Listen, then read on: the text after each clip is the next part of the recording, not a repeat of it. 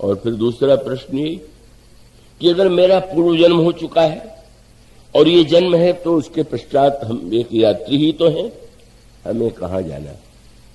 और इसीलिए गोस्वामी जी ने लिखा कि पूछा गया कि इतने बड़े राज्य को छोड़ करके भगवान राम बन जाने लगे, उनको दुख क्यों नहीं हुआ। और तो बड़ी सुंदर बात उन्होंने कही, आप कहीं जाएं किसी नगर में और धर्मशाला में ठहरे हुए हो तो क्या धर्मशाला के कमरे से निकल करके दूसरे दिन जहां आपको जाना है जाने में कोई दुख होता है क्या। उसका अर्थ है कि नहीं, ये तो है ही है धर्मशाला, आए थे और हमें तो और कहीं आगे जाना। गोस्वामी जी ने कहा, भगवान राम को तुलसीदास जी ने कहा, संसार में सबसे बड़े यात्री होने की शिक्षा प्रभु श्री रामभद्र ने दी। गोस्वामी जी कहते हैं, लियऊ चोरिचित राम बटोही।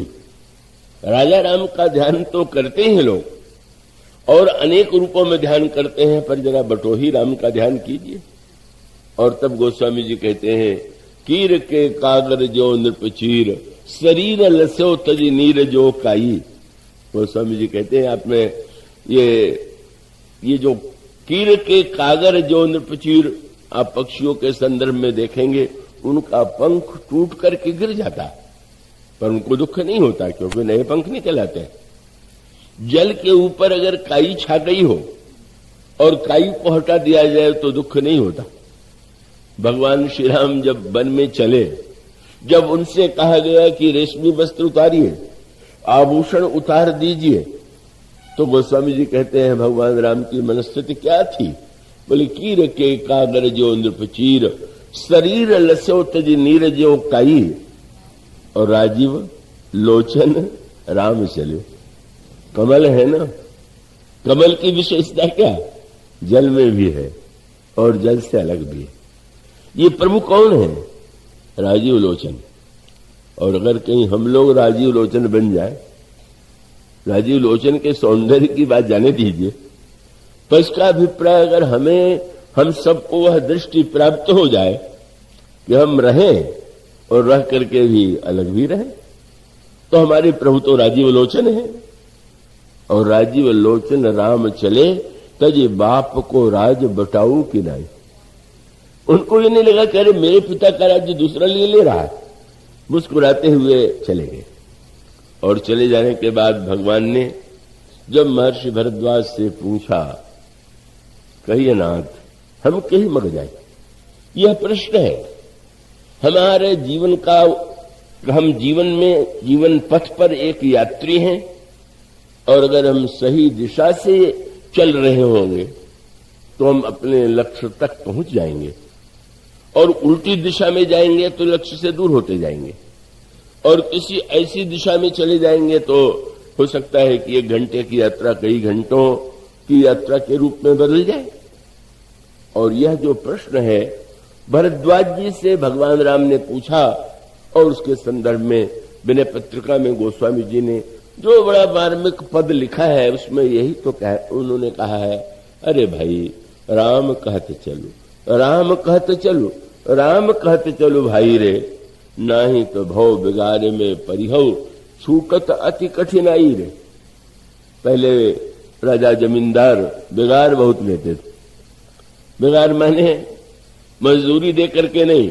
अब तुम हमारे गांव में रहते हो, हम जमींदार हैं, हमारे राज्य में रहते हो, तो तुम्हारा तो काम है, तुम्हारा एक कर्तव्य है कि तुम बिना कुछ लिए हमारी सेवा करो। तो गोस्वामी जी ने कहा कि संसार में अधिकांश लोग जो हैं बेगार ही तो लेना चाहते हैं, तो हमारे ये हो इसलिए तुम करो, ये तुम्हारा कर्तव्य है, तुम्हें करना चाहिए। और उसमें गोस्वामी जी ने वो पद को मैं विस्तार से नहीं कहना चाहूंगा, केवल एक सूत्र गोस्वामी जी ने कहा, सबसे बड़ी कठिनाई यह है कि इस यात्री को ढोने वाले जो कहार है उन्होंने कल्पना की शरीर जो है मानो एक डोली,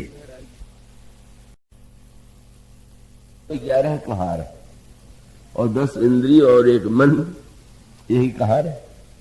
और उसमें भी रंग क्या है कि कहार अगर एक दिशा में ले चले तो सुख मिले, पर जितने कहार हैं सब अपनी अपनी दिशा में खींचने लगे तो बेचारे की दशा क्या होगी। हम लोगों की भी दशा यही, इंद्रियों के कहार हमको अलग अलग दिशा में खींच रहे हैं। नेत्र कहता है चलो सुंदरता की ओर, कान कहता है चलो स्वर की ओर, जीवा कहती है चलो स्वर की ओर, कान निरंतर गान तान सुनबो ही चाहे, आंखें चाहत रूप रैन दिन रहत सराहत, नासा अतर सुगंध चाहत फूलन की माला, त्वचा चाहती सुख सेज संग सुंदर तनु बाला। रसना हूं चाहते रहत नित खाटे मीठे चर परे, इन पंचन ही परिपंच सो भूपन को भिक्षुक करे। तो ऐसी डोली, ऐसा कहार, पर सबसे बड़ा व्यंग गोस्वामी जी ने यह किया कि गोस्वामी जी से किसी ने कहा कि उस यात्री को चाहिए कि वो डरते, कैसे तुम ले चल रहे हो? बोले डरते कैसे? जैसे किसी से आप काम लेना चाहें और उसको जितनी मजदूरी चाहिए न दे तो कैसे काम आप लें? तो उन्होंने कहा ये इंद्रियों के कहार इतनी मजदूरी मांग रहे हैं कि हम तो दे नहीं पा रहे। नेत्र को जितना रूप चाहिए उतना रूप नहीं दे पाते, कान को जितना मधुर स्वर चाहिए उसे नहीं दे पाते। तो किसी ने तुलसीदास जी को सुझाव दिया कि अच्छा अभी नहीं दे रहे हैं तो डोली को ले चलने वाले कहानों से कह दीजिए कि भाई हम जहां चलना चाहते हैं वहां हमें पहुंचा दो, हम तुम्हें पूरी मजदूरी चुका देंगे। तब गोस्वामी जी ने कहा कि सबसे विकट समस्या तो यही है क्या कि कभी भूले भटके अगर कहार पूछ दे कि कहाँ चलना है तो यात्री की दशा क्या है? बोले नाव गाँव कर भूला है, जहां जाना है उसका नाम ही भूल गए।